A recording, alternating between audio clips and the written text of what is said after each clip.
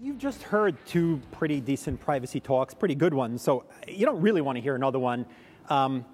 So I'm maybe going to just give you a couple of jokes and see if I can lighten things up. One of my best friends became the chief privacy officer at some silly company called thefacebook.com a number of years ago. And so, I signed up. I had to get a college kid to invite me at the time, and I was having a lot of fun playing around, downloading fun walls and slides and all kinds of different things.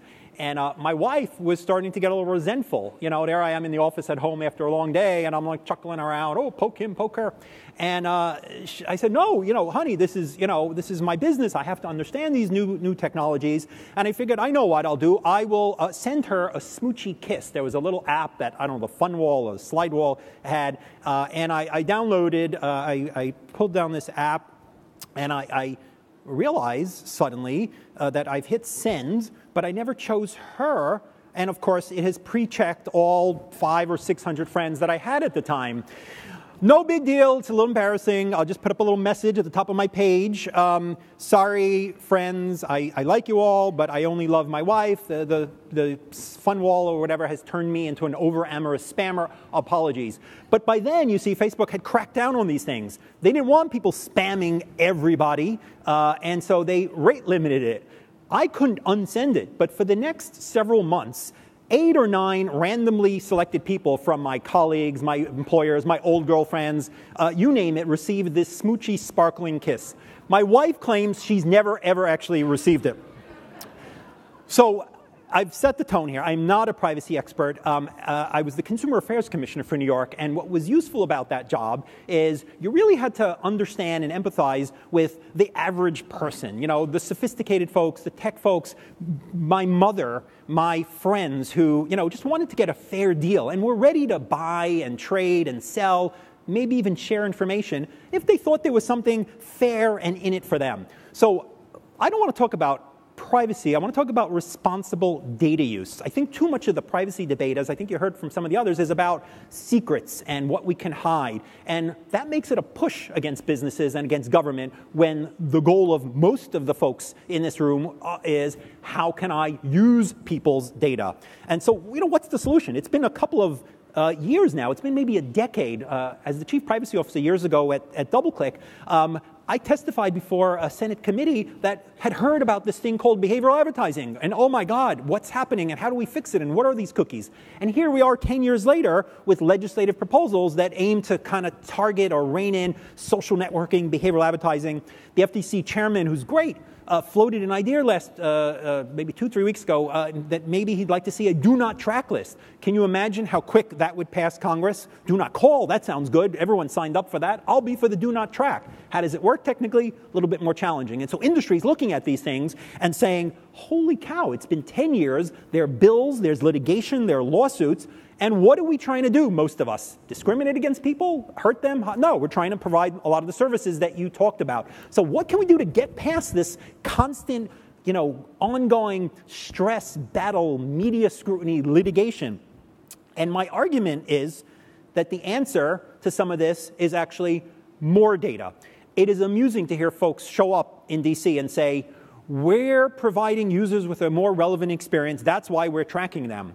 When you're in the industry, you understand that we're optimizing ad inventory with data exchanges to try to get the highest yield for our user base.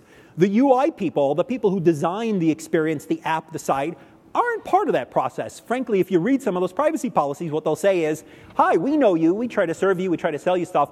There's some ad network on here. We don't know much about what they do. Go see their privacy policy because they don't even know your name. It's anonymous. But by the way, they may have a lot of data about you, but not your name, don't worry. But they can recognize you across the web.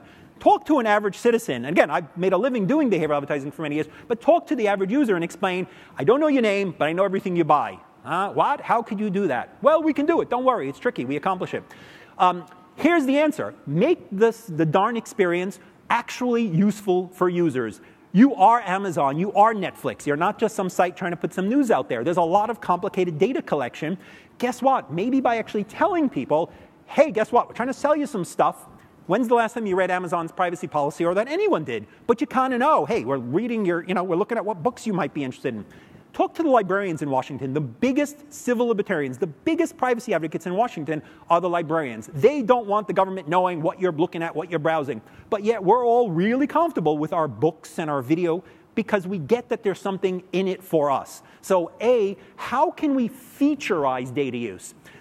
You solve an enormous number of these privacy questions when you make data the feature that, frankly, it is for many of these apps. Not in a privacy policy like you heard, because that's for the lawyers and that's for the, the FTC and that's for the people who really want the documentation. How do you make data a key element in the application, in the site? When in fact, it is. These are smart experiences. And how do we tell people that it's not about tracking, profiling, it's about serving you, not just the policymakers? How do we make sure users really understand and have a feel for it? Baby steps. One of the things we did at the Future of Privacy Forum is we put a bunch of lawyers aside, and we put a bunch of creative people and a bunch of UI designers, and we said, give us a symbol that you would use to tell people data is being used. And a number of the industry groups are in the process of working on adopting that. But we can't stop there, right? That's just an example. Let's keep the lawyers out of the room. Let's ask the UI designers, guess what, folks? We want people to understand their settings. We want them to control their experience. How can you do it? And then we'll make sure that the lawyers are okay with it. Let's take a look at what's happening. You see companies, for instance, starting to show you your profile, show you your clickstream, show you your behavioral advertising. Companies were frightened.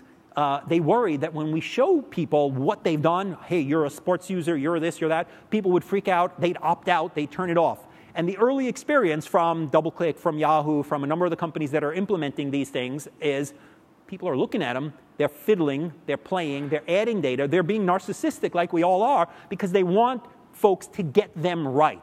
So let's lean into it by using more data. They may even give us some data and featureize that data use as opposed to battling the legislation. And you accomplish the privacy notice when you boldly say, guess what? I'm here to sell you something. I hope you like it. And you don't run away from the data use. In Europe, the pressure for privacy has been intense for years. The telecom directive, which regulates cookies in Europe, was just updated to mandate that cookies are opt-in. And industry is gearing up to try to fight this in every country as legislators there try to adopt this directive and make it into law. But what the data regulators in Europe have said is, look, we want this thing to be opt-in, but you know what? The door is a little bit open if you can show us innovative ways to communicate and interact with users. And here's the concern if you're in the business world. Stop worrying about the legislators, because long before anyone passes a law in Washington, and long before the Europeans turn their legislation into any kind of a crackdown, the technology solutions are coming. Venture capitalists who never would have talked to a privacy guy like me for years, I mean, this wasn't their thing, nonstop are funding and calling and focusing on companies like Trustee, which went private, Get a Bean, Preference Central. Money is coming because they've gotten the understanding that consumers may actually be ready to spend. Facebook has made privacy, which was an internal issue and a technology issue, into a populist issue. It's a cover of Time magazine issue.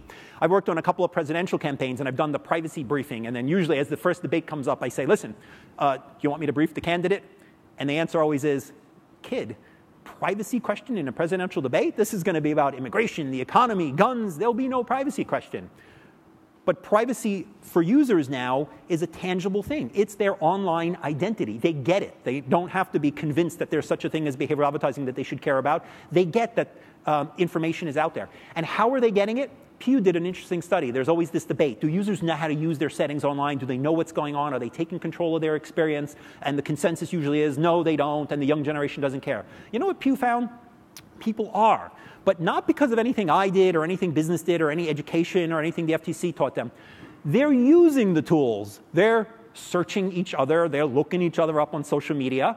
And then they're like, oh, I can see those pictures. They can see my pictures. And they get it. And that's how they're taking control of their experience. I'm going to close with this, because this is the best example of how you can both innovate and then how you can see things blow up. When Facebook rolled out the news feed, do you remember the uproar? People were crazed. They hated it. Oh, what was going on? They were being stalked. And then they saw it. They realized there was something in it for them. There was value to it. If you had asked them, they would have said, this ought to be only opt-in.